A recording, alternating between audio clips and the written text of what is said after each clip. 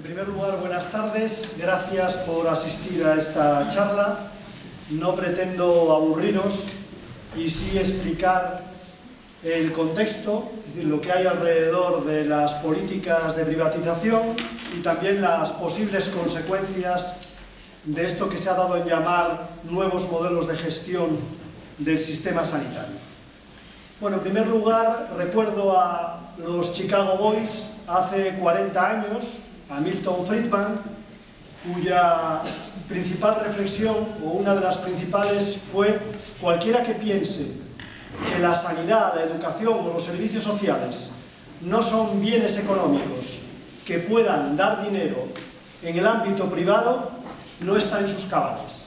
Esa era la principal argumentación de los Chicago Boys, que fueron, bueno, pues el espíritu tanto de Margaret Thatcher como de Ronald Reagan. Pues bien, en estos momentos podemos decir que al calor de la crisis económica internacional y al calor también de la crisis en España, los Chicago Boys y Margaret Thatcher han revivido y los tenemos también entre nosotros.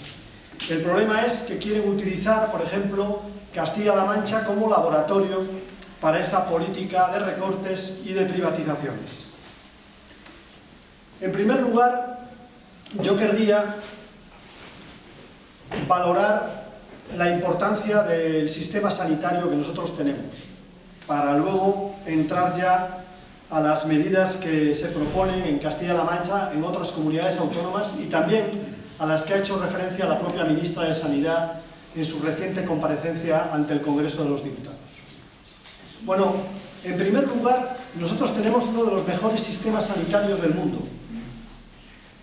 Es reconocido prácticamente por todos, incluso por revistas económicas de la derecha, que reconocen que los datos del sistema sanitario español, del sistema sanitario público español, son los datos mejores. Nos clasifican, por ejemplo, unas en el tercer lugar del mundo y otras en el quinto lugar del mundo.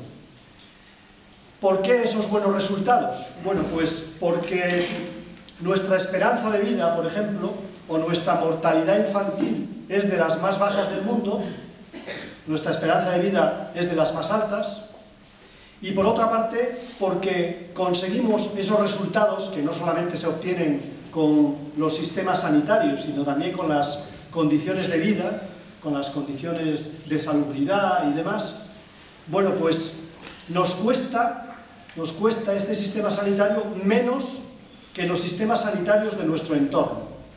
Es decir, es un sistema sanitario no solamente que da buenos resultados, sino que lo hace con un presupuesto menor que el del resto de la Unión Europea.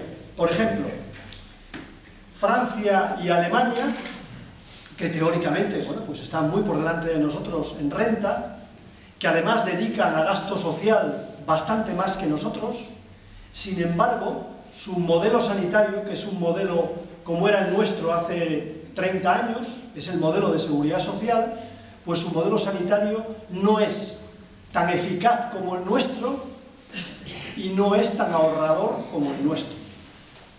Por ejemplo, Alemania y Francia dedican 2% del Producto Interior Bruto más a la sanidad que nosotros. Creo que es un dato a tener en cuenta. Y además de que hacemos bien las cosas y las hacemos a un coste razonable, los ciudadanos tienen una buena valoración del sistema sanitario.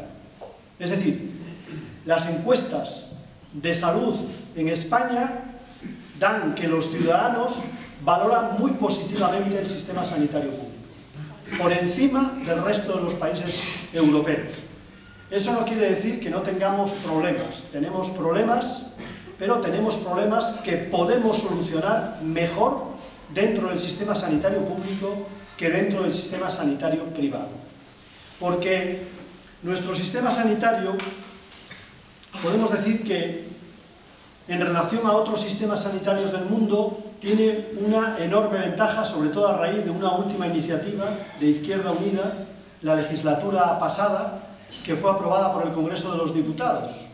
Y es que somos de los pocos sistemas sanitarios del mundo que cubren a toda la población. sin distinción de renta, que cubren a todos. Como sabéis, ha habido resistencias por parte de algunas comunidades autónomas en los últimos meses a dar cobertura a los parados de larga duración sin protección. Pues bien, la iniciativa de Izquierda Unida, aprobada por el Congreso de los Diputados, obliga a los gobiernos desde el 1 de enero de este año a dar cobertura a todos los parados, sin excepción. Y por otra parte, a abrir un proceso para que aquellos que no están en el sistema sanitario público se incorporen al sistema sanitario público. Fundamentalmente, colegios profesionales que tenían igualas mutuas y que no estaban en el sistema sanitario público, bueno, pues también van a incorporarse al sistema sanitario público, con lo cual podemos decir que el 100% de la población española estará cubierta por la sanidad pública, que no pregunta a los ciudadanos cuál es su renta ni cuáles son sus enfermedades y que directamente los atiende.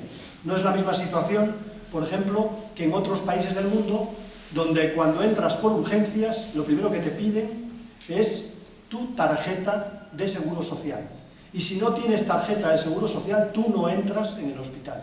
Te mandan o al hospital de caridad o digamos que tienes que arreglártelas por tu cuenta. Bueno, pues eso en nuestro país no existe. Y eso es así porque a raíz de la Ley General de Sanidad y después en el marco de los presupuestos de años sucesivos, transformamos lo que eran cuotas sociales y patronales que financiaban la sanidad en impuestos generales. Es decir, hoy la sanidad española está pagada por nuestros impuestos, por los impuestos que pagan los ciudadanos. Es decir, cobertura universal y financiación universal, en la medida en que todos paguen impuestos, porque los hay que es evidente que no pagan. Bueno, pues que todos paguen impuestos significa también que todos contribuyen al sistema sanitario público. Y hay un tercer factor muy importante que además vendrá en los próximos tiempos como objeto oscuro del deseo del sector privado, que es el que ha hecho de España quizá uno de los países donde la atención sanitaria no solamente es universal, sino que es accesible. Y es lo que se ha dado en llamar atención primaria. La atención primaria de salud, la reforma de la sanidad ambulatoria, os acordaréis de las 2 horas de ambulatorio que había cuando yo empecé a prestar atención sanitaria, eran 2 horas en el ambulatorio y nosotros hacíamos las sustituciones, y luego comenzó la reforma de la atención primaria poco antes de la Ley General de Sanidad. Pues la reforma de la atención primaria, que deja de ser una atención únicamente a demanda y que tiene programas de diabéticos, de crónicos, etcétera, materno-infantil, esos programas y esa atención integral es otra de las diferencias muy importantes de nuestro sistema de salud, que hacen de él uno de los sistemas de salud mejores a nivel internacional. ¿Tenemos problemas? Sí, y seguiremos teniendo problemas porque en estos momentos, pues, por parte de los poderes públicos no ha habido voluntad de afrontarlos. Por ejemplo, nuestro sistema sanitario tiene un problema que son las listas de espera. Es un problema grave, las listas de espera. Es un mecanismo de racionalización del sistema porque diferencia lo que es más inmediato de lo que puede esperar, pero en los últimos tiempos se ha convertido en un problema de gestión sanitaria muy importante.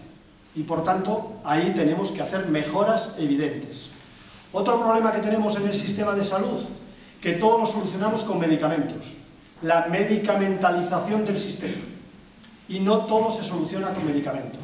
Eso cubre a veces deficiencias del sistema de salud. Los medicamentos cubren deficiencias del sistema de salud y además demuestran una influencia excesiva de las compañías multinacionales sobre la salud de los españoles. Y en ese sentido es otro de los temas que tenemos que solucionar. A tal punto, por ejemplo, que nosotros gastamos en farmacia 2 y 3 veces lo que gasta nuestro entorno europeo. Gastamos demasiado en fármacos.